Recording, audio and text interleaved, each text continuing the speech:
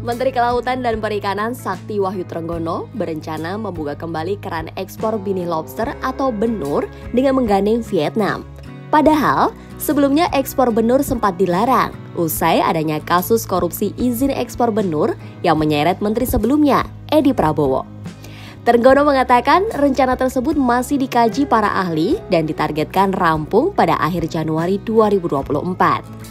Untuk menjalankan rencana ini, Menteri KKP akan menggandeng Vietnam agar melakukan budidaya benur di Indonesia. Ide tersebut tercetus saat aparat patroli KKP menangkap sejumlah nelayan asal Vietnam yang melakukan pencurian dan penyelundupan benih lobster di wilayah perairan Indonesia.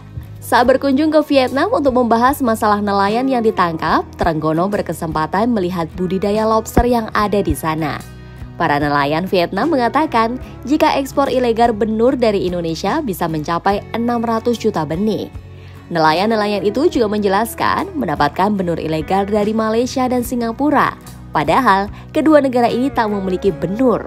Hal yang lebih kontras terlihat dari nilai ekspor lobster Vietnam ke Cina mencapai 2,55 miliar US dollar per tahun. Sedangkan Indonesia sebagai negara penghasil benih lobster hanya berkisar 20 juta US dollar hingga 30 juta US dollar.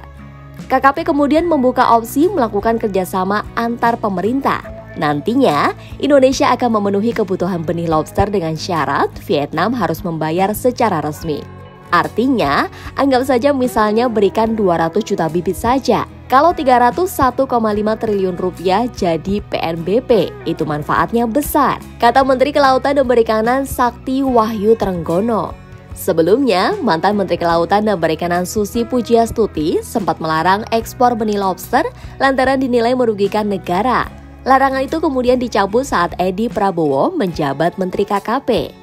Trenggono kemudian kembali menutup keran ekspor benur melalui Peraturan Menteri Kelautan dan Perikanan Nomor 17 Tahun 2021 tentang pengelolaan lobster, kepiting, dan rajungan di wilayah perairan Indonesia.